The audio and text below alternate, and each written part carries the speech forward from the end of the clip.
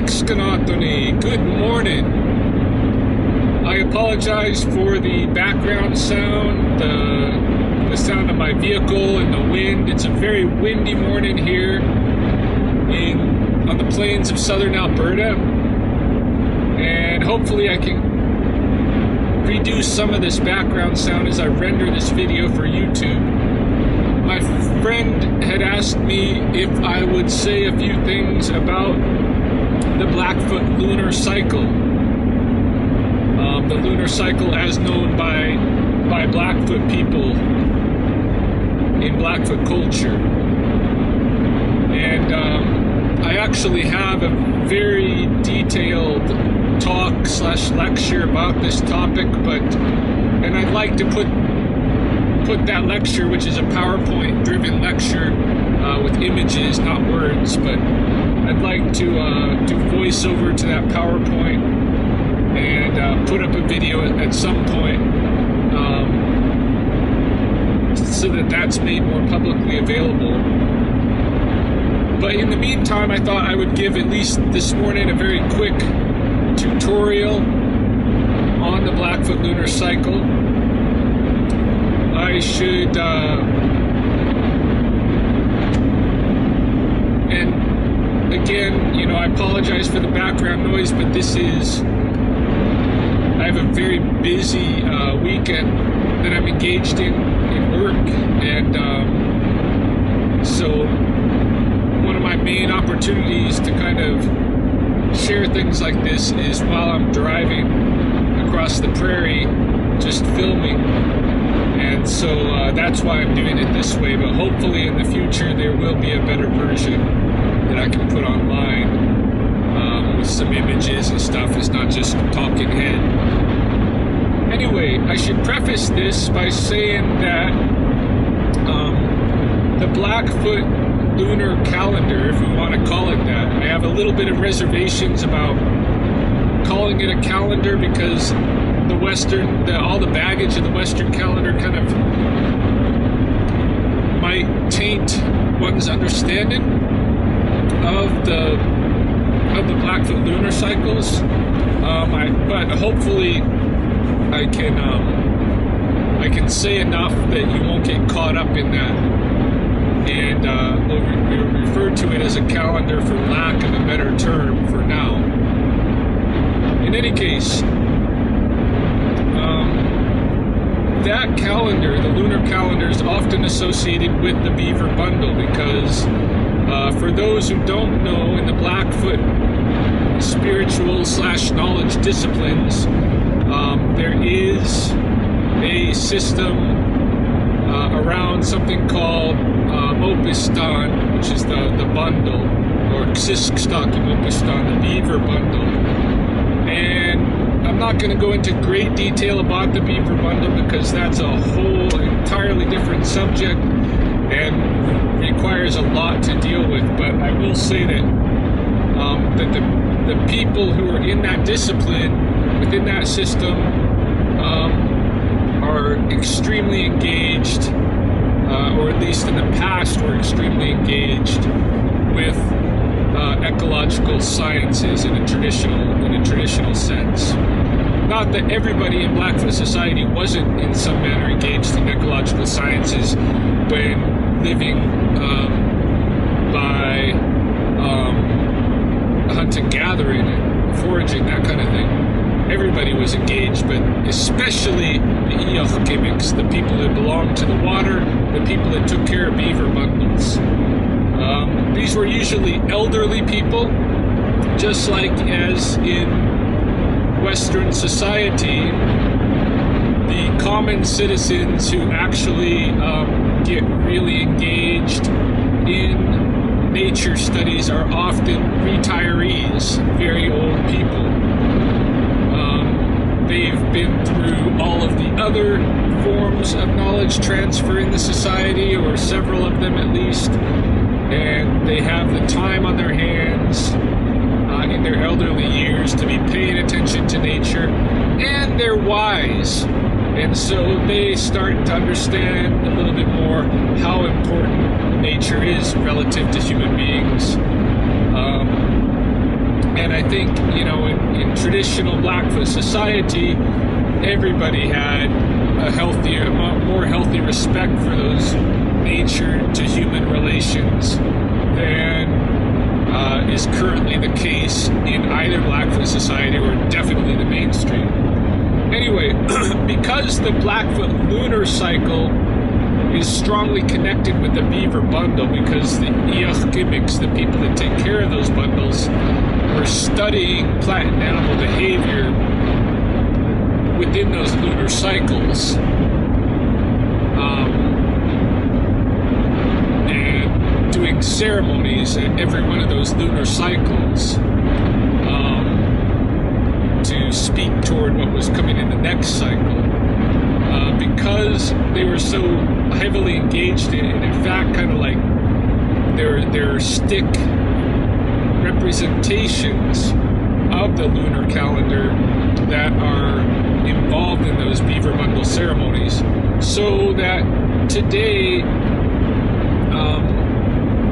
for those who are in the know somewhat, a lot of times that lunar calendar is so strongly associated with the beaver bundle that people kind of think that they're not supposed to learn it, that it's not their place maybe to be becoming expert in the Blackfoot lunar calendrical system. I think this is a mistake, because my impression is that in the past, everybody thoroughly understood this calendar system in the same way that in Western culture, in mainstream culture today, everybody understands the annual cycle of the Western calendar, of the Gregorian or whatever that calendar is. Everybody knows their months of January through December and what goes on in each month and how it relates to the seasons and this kind of a thing. This is not specialized sacred knowledge, nor was it such in the Blackfoot system. It's just that within the beaver bundle, you're very engaged in that calendar and in using that system in your phenological science, in your study of plant and animal behaviors. Any case, so don't be afraid of learning this stuff. Learning the Blackfoot calendar, learning the lunar system, and really becoming wrapped up in it as your own understanding of time and engagement with time. Don't be afraid of that. It's not too sacred or any of that kind of garbage. So, all right. With that having been said, let's jump right into it. There are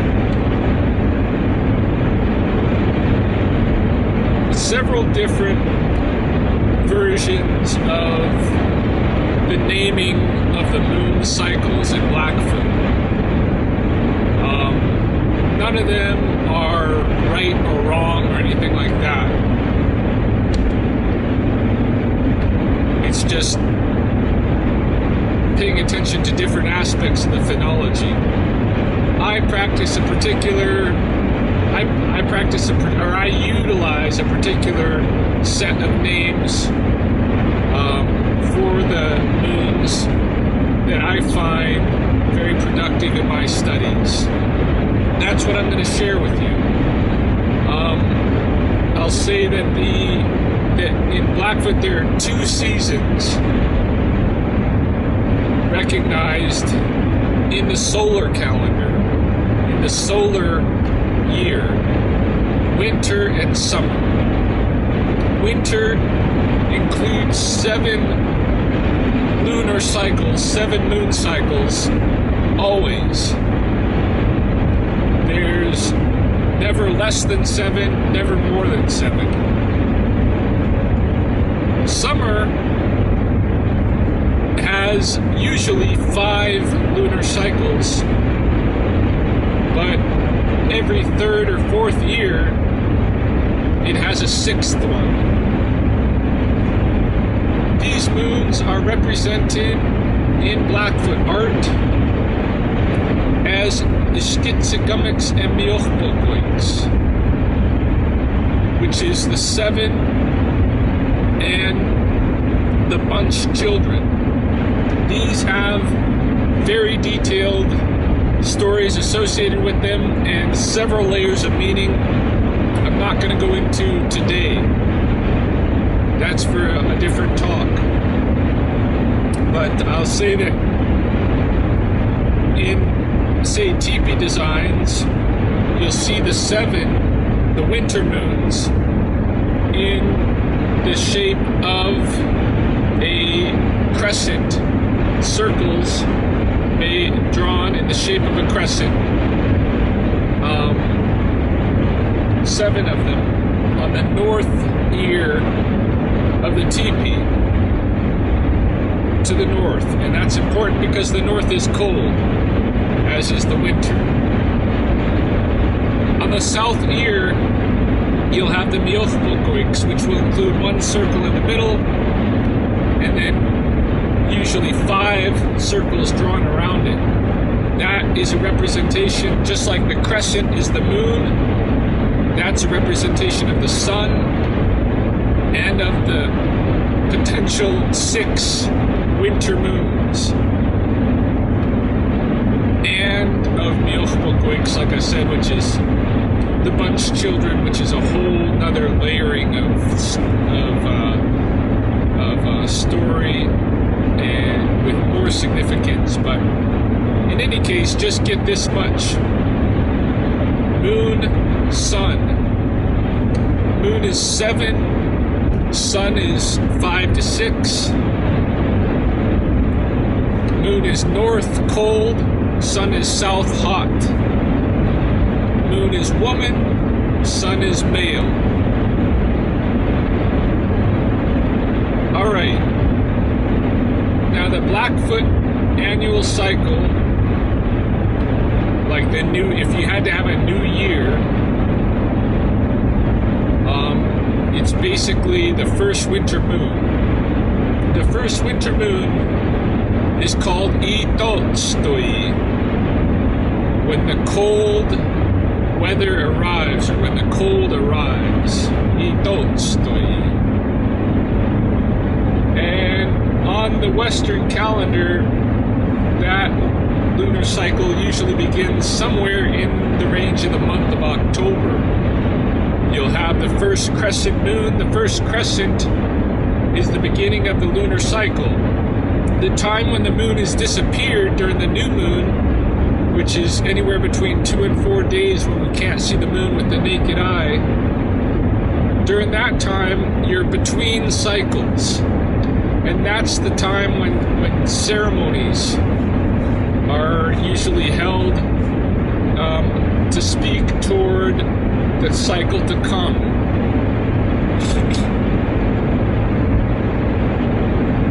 So Itolstoi is the first winter moon, and that's when the cold comes, the first shot of real winter cold. The second moon is Itochkana Kokotoi Niichtest. It's when the rivers freeze completely over. The rivers freeze completely over. And this is when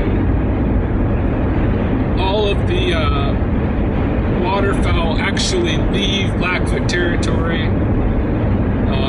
This is the migration starts in Itolstoi, or it actually starts before Itolstoi, but the birds are still around, but they're in large flocks. And by the time the rivers freeze over, that's when they really get the heck out of here. It's not the cold that drives them out. It's the withdrawal of access to food and water resources. They leave.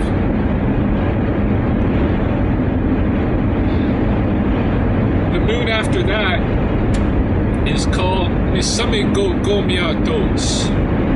the long night's moon. And this is the moon cycle during which the winter solstice will occur. This is when the nights are at their longest. Misamiko Komiatos, the long night's moon.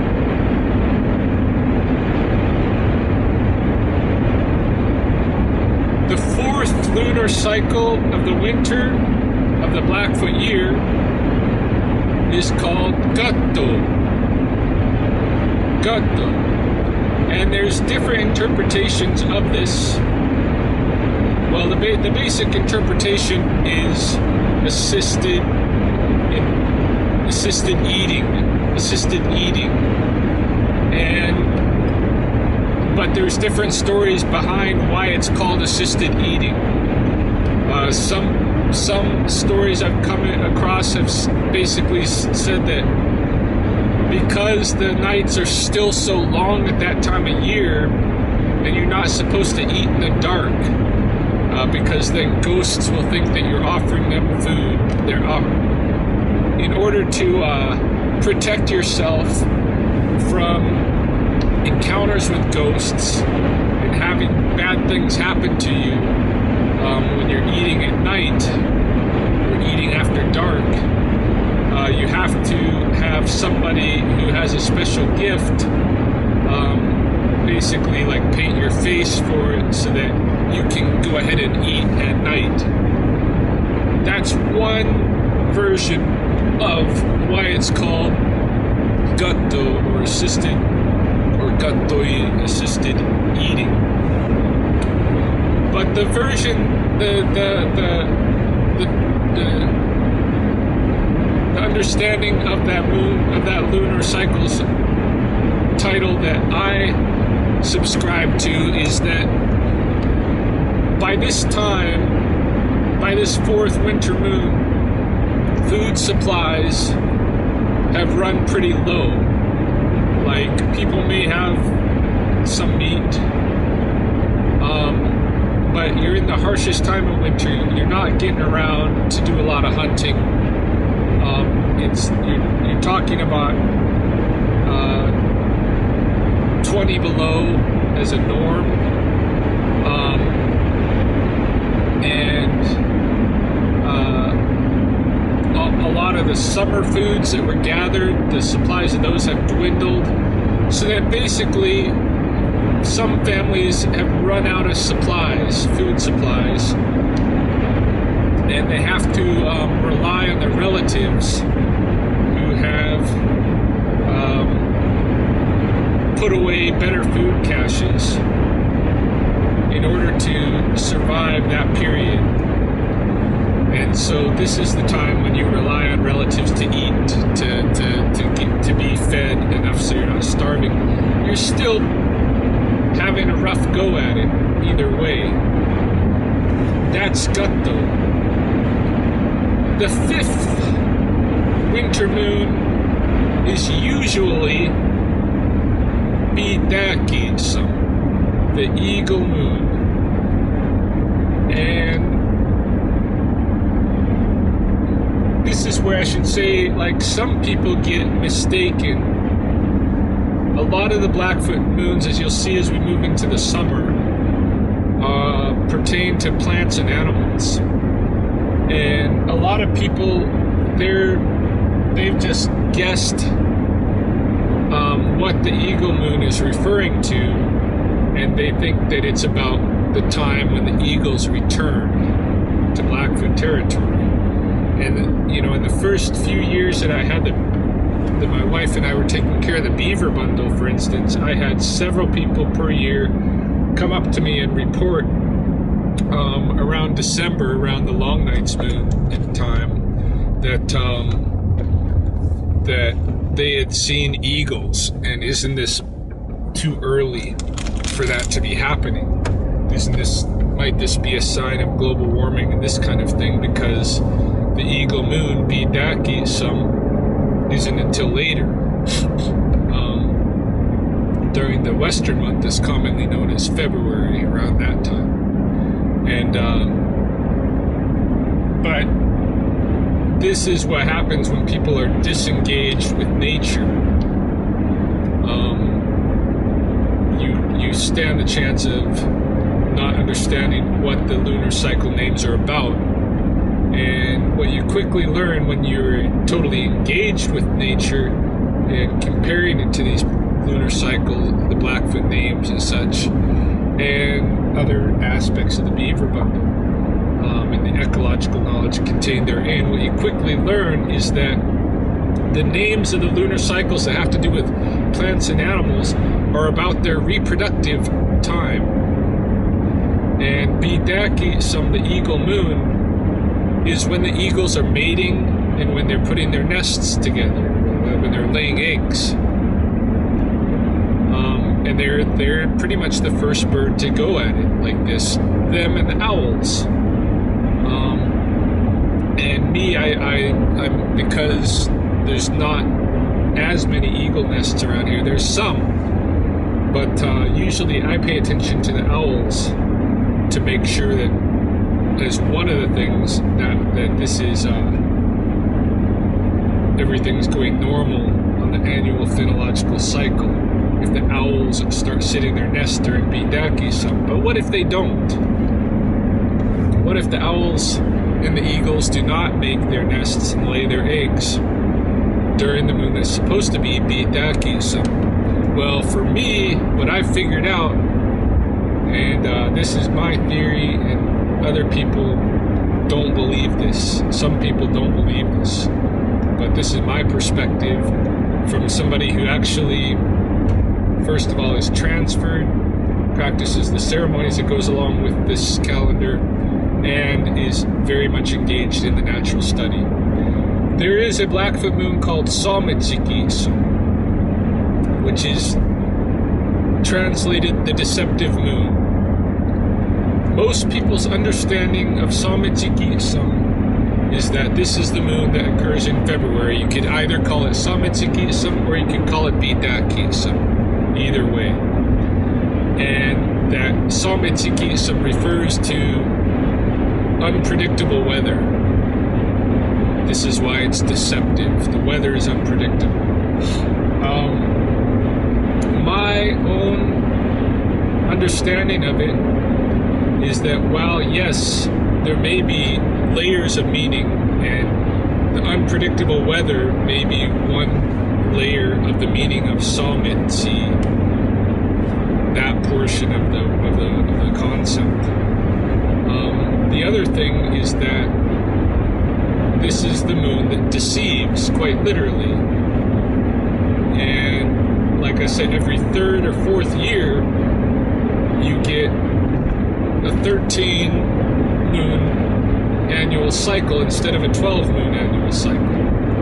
You get a 6th summer moon instead of a 5. And it doesn't occur at a normal rate phenologically.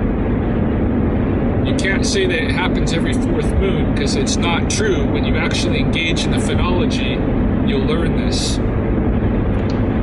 That moon is not predictable, but you know that it's going to come every 3rd or 4th winter. And how you gauge whether it's here is not until late into the moon that would normally be Bidaki when you recognize that the things that are supposed to be happening in Bidaki are not happening. For instance, that the eagles and owls are not laying their eggs. The male flickers have not returned.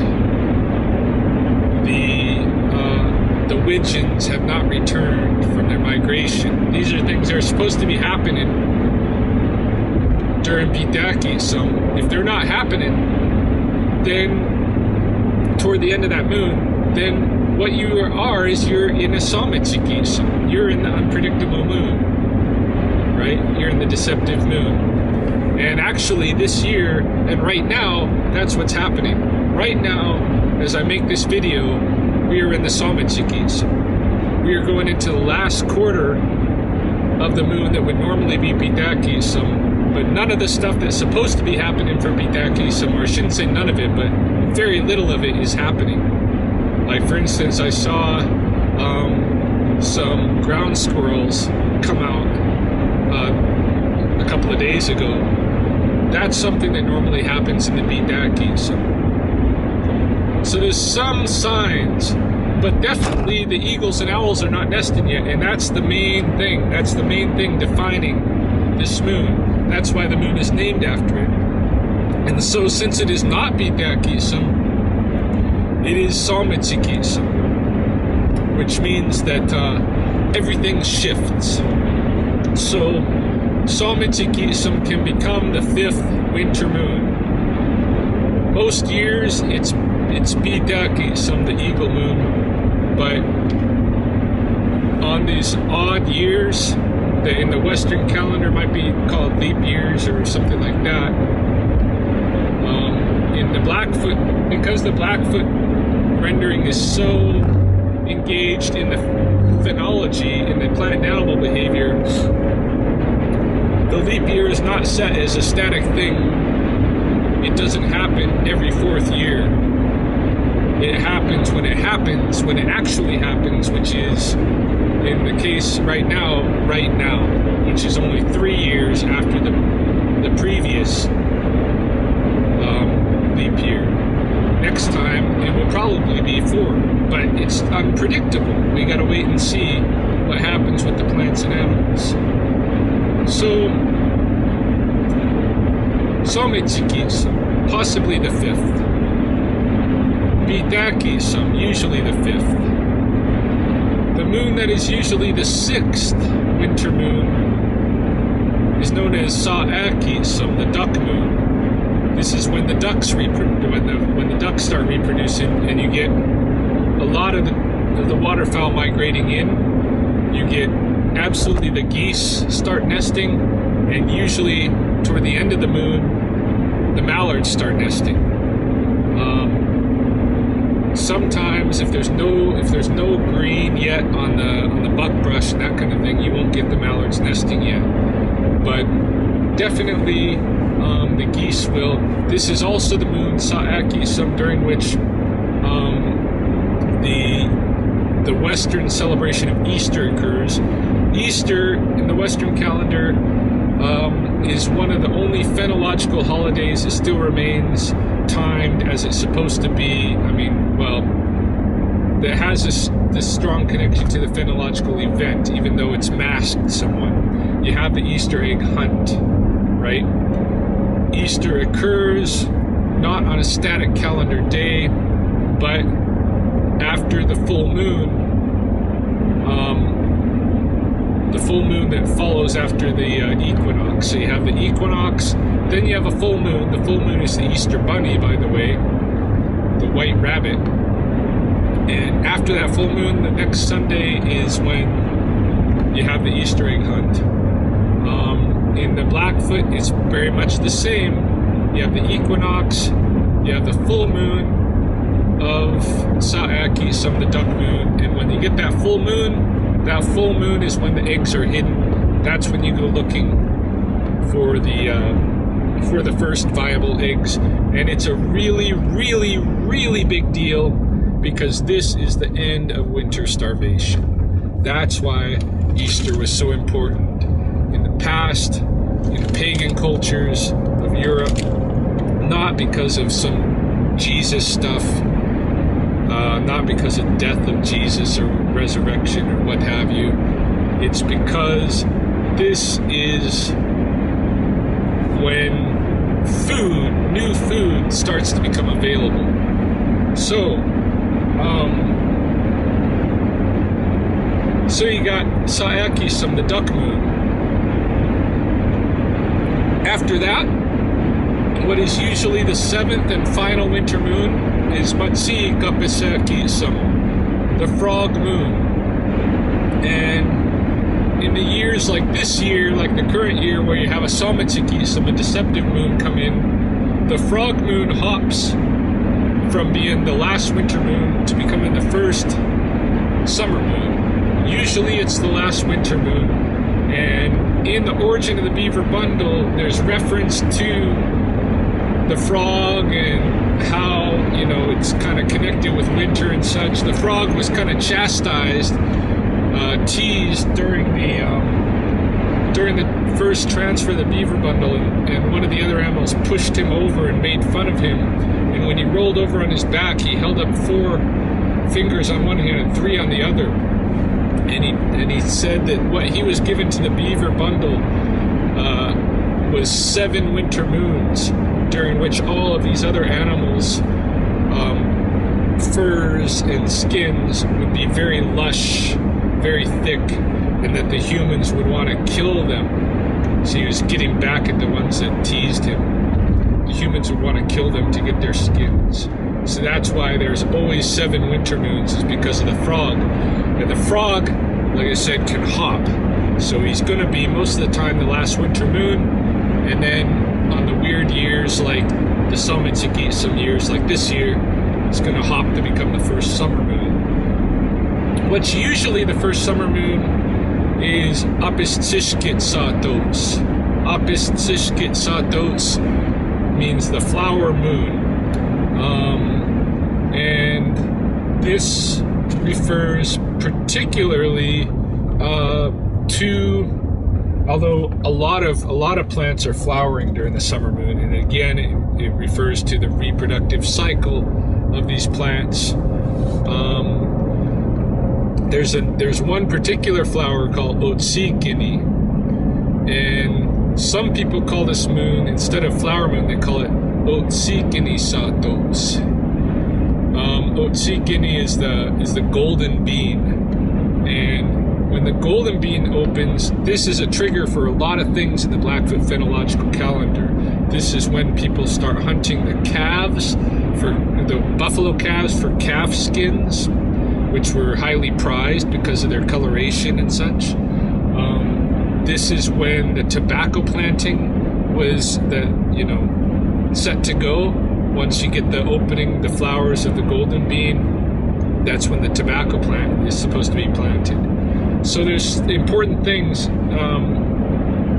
that are indicated by the opening of those Otsikini flowers. Important things to do, and so this is part of the reason why it's called Otsikini Satos or Apistishkit Satos, because those plants are going through their reproductive cycle by opening their flowers. Okay. After that, you get what's normally the second summer moon, which is Misamsota. Misamsota is the long rains, and this is the time when we get our annual what do you call it? Monsoon, where it rains sometimes for a couple of weeks. Here, heavy rains, lots of flooding and that kind of a thing. Misamsota. And after Misamsota, was normally the third summer moon, is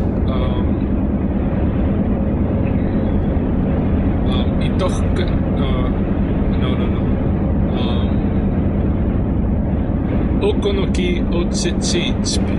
Okonoki Otsitsitspi, which is when the Saskatoon berries ripen. Saskatoon berries, otherwise known as Sarvis berries, and Blackfoot Okonoki, are a major source of fruit vitamins in the diet.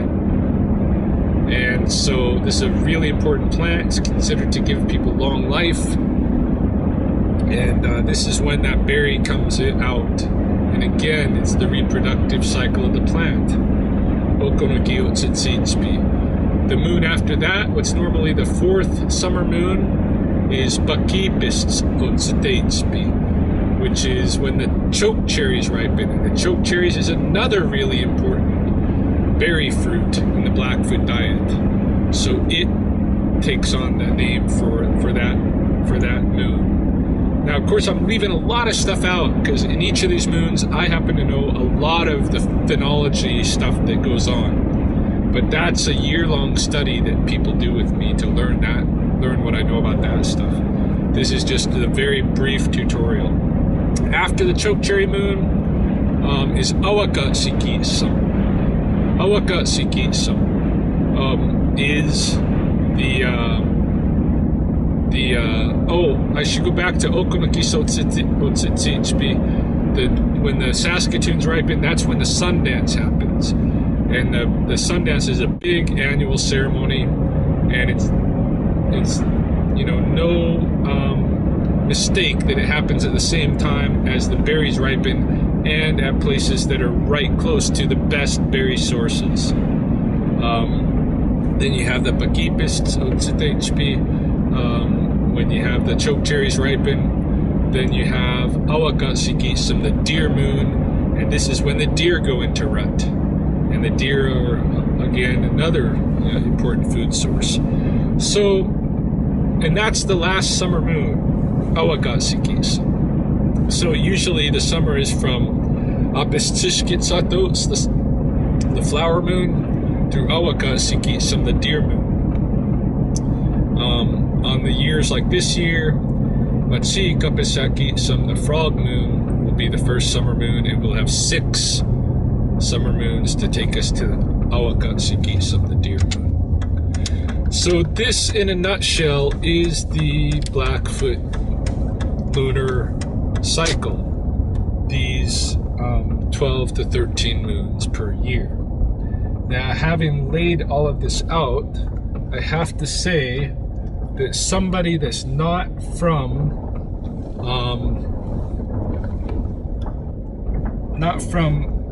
Blackfoot territory here,